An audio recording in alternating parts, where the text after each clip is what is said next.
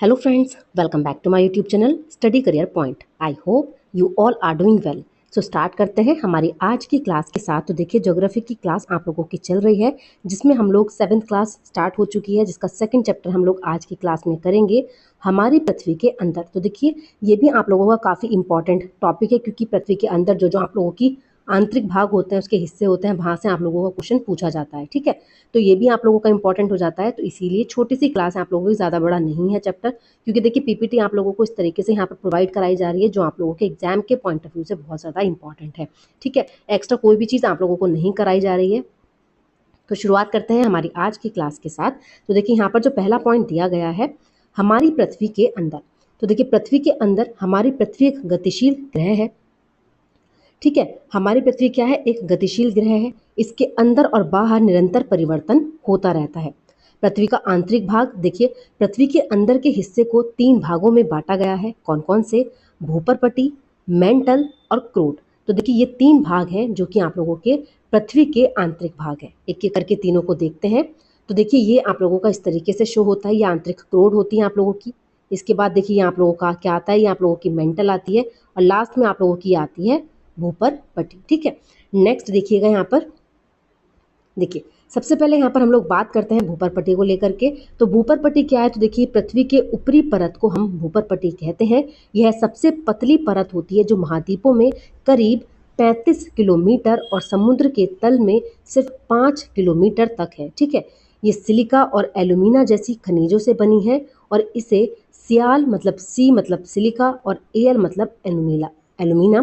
ठीक है, इसीलिए इसको क्या कहते हैं? इसको सियाल या फिर सीएल इसको कहा जाता है। ठीक है, तो ये स्टेज आप लोगों की पूछा जाता है। सीएल जो है वो किसको, कौन सी परत को कहते हैं? तो वो होती है आप लोगों की भूपर्पटी। ठीक है, जिसमें जो सी है वो क्या है? सिलिका है, और ए एल क्या है? यहाँ पर एल्यूमिना है। मतलब इन दोनों को मिला करके ये परत बनी हुई है। ठीक है, नेक्स्ट देखिएगा, भूपर्पटी और मेंटल के सबसे ऊपरी भाग को हम क्या कहते हैं? इसको हम लोग स्थल मंडल कहते हैं। नेक्स्ट पार्ट देखिएगा, नेक्स्ट यहाँ पर आता है मेंटल। तो देखिए मेंटल जो है वो क्या है? पर्पटी के ठीक नीचे मेंटल होता है जो कि 2900 किलोमीटर की गहराई तक फैला हुआ है, और यह मुख्यतः सिलिका और मैग्नीशियम की बनी होती है। इसे सीमे कहा जाता है। सिलिका का सी और मैग्नीशियम का मे मतलब सीमे इसको कहते हैं, इसलिए मेटल को क्या कहते हैं? तो ये हो जाती है आप लोगों की सीमे। नेक्स्ट आता है क्रोड। तो देखिए क्रोड जो होता है ये 2 उप परतों में बना होता है। एक होती है आंतरिक क्रोड और दूसरी होती है बाहरी क्रोड। ठीक है, आंतरिक क्रोड और बाहरी क्रोड। इसके अलावा देखिए यहाँ पर है, इसकी सबसे आंतरिक परत जो है वो क्रोड है। आंतरिक परत क्रोड है जिसकी त्रिज्या लगभग 3500 किलोमीटर है। यह निकिल और लोहे की बनी होती है, इसीलिए इसको निफे कहते हैं। ठीक है, इसको क्या कहते हैं? इसको निफे भी कहते हैं क्योंकि ये निकिल और लोहे की बनी होती है। पृथ्वी के आयतन का केवल 1% हिस्सा ही पर्पटी है। 84% जो है वो मेंटल है, और 15% हिस्सा जो है वो क्या है? क्रोड है।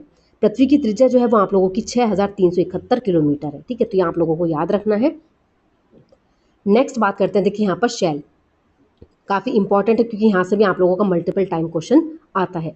शेल क्या होती है, किसको शेल कहा जाता है? तो देखिए पृथ्वी की परपटी जो होती है वो अनेक प्रकार के शैलों से बनी है। पृथ्वी की परपटी बनाने वाले किसी भी प्राकृतिक पिंड को शैल कहते हैं। शैल जो होती हैं वो 3 प्रकार की होती हैं। कौन कौन सी? तो देखिए आग्नेय शैल होती है, अवसादी शैल होती है, और आप लोगों की कायांतरित शैल होती है। तीनों में से एग्जाम्पल भी पूछ लिए जाते हैं। तो यहाँ पर देखिए सबसे पहले बात करते हैं आग्नेय शैल की। आग्नेय शैल किसको कहा जाता है? तो देखिए जब द्रवित मैग्मा ठंडा होकर ठोस बन जाता है, इस प्रकार बने शैल को आग्नेय शैल कहते हैं। आग्नेय शैल 2 प्रकार की होती हैं, एक होती है अंतर्भेदी और दूसरी होती है बहिर्भेदी। ठीक है, तो 2 प्रकार की आग्नेय शैल होती हैं। नेक्स्ट देखिएगा, पहले बात करते हैं अंतर्भेदी शैल की। अंतर्भेदी शैल द्रवित मैग्मा कभी कभी भूपर्पटी के अंदर गहराई में ही ठंडा हो जाता है। इस प्रकार से बने ठोस शैलों को अंतर्भेदी शैल कहते हैं। धीरे धीरे ठंडा होने के कारण यह बड़े दानों का रूप ले लेती है। जैसे उदाहरण की हम लोग बात करें तो ग्रेनाइट जो है वो आप लोगों का एग्जाम्पल है अंतर्भेदी शैल का। ठीक है, नेक्स्ट देखिएगा, यहाँ पर नेक्स्ट आती है बहिर्भेदी शैल। जब द्रवित लावा पृथ्वी की सतह पर आता है तो यह तेजी से ठंडा होकर ठोस बन जाता है। परपटी पर इस प्रकार से बने शैल को बहिर्भेदी शैल कहते हैं। इसकी संरचना बहुत महीन दानों वाली होती है। उदाहरण के लिए हम लोग बात करें तो बेसोल्ट दक्कन पठार बेसोल्ट शैलों से बना होता है। तो यहाँ पर बेसोल्ट जो हो जाएगा ये आप लोगों का बहिर्भेदी शैल का एग्जाम्पल हो जाएगा। नेक्स्ट बात करते हैं अवसाद। देखिए अवसाद किसको कहते हैं, क्योंकि आगे हम पढ़ने वाले हैं अवसादी शैल। तो पहले अवसाद देख लेते हैं। अवसाद किसको कहा जाता है, जब शैल चटक कर और एक दूसरे से टकरा कर छोटे छोटे टुकड़ों में टूट जाती है, तो इन छोटे कणों को अवसाद कहा जाता है। ठीक है, जब ये शैल क्या होती हैं, आपस में टकराती हैं, तो क्या होता है, छोटे छोटे टुकड़ों में टूटती है, जिसको अवसाद कहा जाता है। नेक्स्ट देखिएगा, अब बात करते हैं अवसादी शैलों के बारे में। तो देखिए ये अवसाद जो होते हैं जल, हवा आदि के द्वारा एक स्थान से दूसरे स्थान पर पहुंचकर जमा कर लिए जाते हैं। ये अवसाद दबकर कठोर होकर शैल की परत बनाते हैं और इस प्रकार की शैलों को अवसादी शैल कहते हैं। उदाहरण की हम लोग बात करें तो देखिए बलुआ पत्थर जो कि रेत के दानों से बनता है।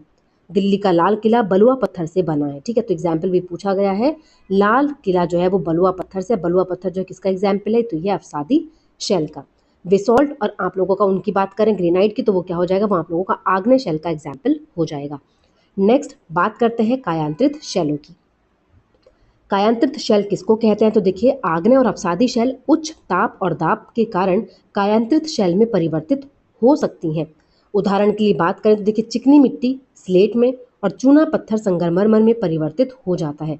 आपने देखा होगा एग्जाम्पल, ताजमहल जो है वो ऐसा ही एक एग्जाम्पल है जो कि सफ़ेद संगमरमर से बना है।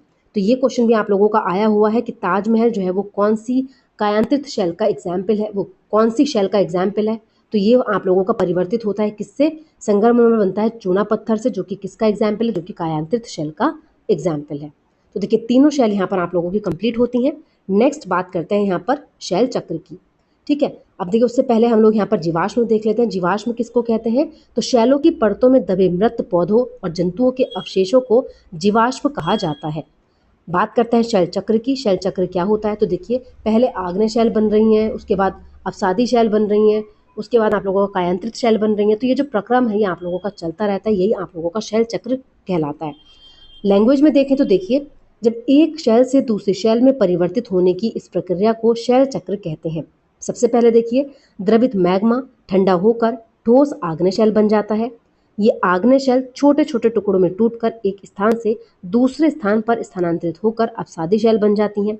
उसके बाद जब दोनों ही शैलों को उच्च ताप और दाब के कारण ये आग्नेय और अवसादी शैल कायांतरित शैल में परिवर्तित हो जाती है। तो ये जो आप लोगों का प्रक्रम है ये क्या होता है, अत्यधिक ताप और दाब के कारण जो कायांतरित शैल होती है वो पुनः पिघल कर द्रवित मैग्मा बन जाती है, और ये प्रक्रम आप लोगों का चलता रहता है। इस प्रक्रम को ही क्या कहा जाता है, शैल चक्र कहते हैं। तो देखिए मैग्मा जो कि ठंडा होकर आप लोगों का आग्नेय शैल में परिवर्तित हो रहा है, आग्नेय शैल चटक पटक कर किसमें आप लोगों की तब्दील हो रही है, तो यहाँ पर देखिए अवसाद शैल बन जाती हैं। उसके बाद देखिएगा अवसाद जो शैल होती हैं वो आप लोगों की अवसादी शैल में कन्वर्ट होती हैं। उसके बाद जो आग्नेय शैल और अवसादी शैल हैं ये दोनों उच्च ताप और दाब पर कायांतरित शैल में परिवर्तित हो जाती हैं, और कायांतरित शैल भी ताप और दाब के कारण ही फिर से द्रवित मैग्मा में चेंज हो जाता है। ठीक है, तो ये आप लोगों का प्रक्रम है जिसको हम शैल चक्र कह रहे हैं। नेक्स्ट देखिएगा, शैल विभिन्न खनिजों से बनी होती है। खनिज प्राकृतिक रूप में पाए जाने वाले पदार्थ हैं जिनका निश्चित भौतिक गुणधर्म और निश्चित रासायनिक मिश्रण होता है। कुछ का उपयोग ईंधन की तरह होता है जैसे कोयला, प्राकृतिक गैस और पेट्रोलियम आदि। ठीक है, तो ये आप लोगों का शैल चक्र हो जाती है। अब देखिए इस चैप्टर के अंदर दो चीज़ें आप लोगों की इंपॉर्टेंट है, शैल चक्र भी आप लोगों का इंपॉर्टेंट है, साथ ही आप लोगों की जो शैलें हैं ये आप लोगों की पूछी जाती हैं, यहाँ से एग्जाम्पल पूछ लिए जाते हैं, और जो पृथ्वी की परतें हैं उनसे भी आप लोगों को क्वेश्चन आ जाता है। ठीक है, तो छोटा ही चैप्टर है, ज़्यादा बड़ा चैप्टर नहीं है, थ्योरी भी ज़्यादा नहीं है, आप लोग चलते फिरते भी क्लास ईजिली देख सकते हैं। तो देखिए ये क्लास आप लोगों की यहीं पर कंप्लीट होती है। अगर आप लोगों को मेरी क्लास अच्छी लगी हो तो प्लीज़ मेरे चैनल को लाइक करें, सब्सक्राइब करें और शेयर करें। ऐसे ही और वीडियोज़ के लिए मेरे चैनल पर बने रहिए। Thank you.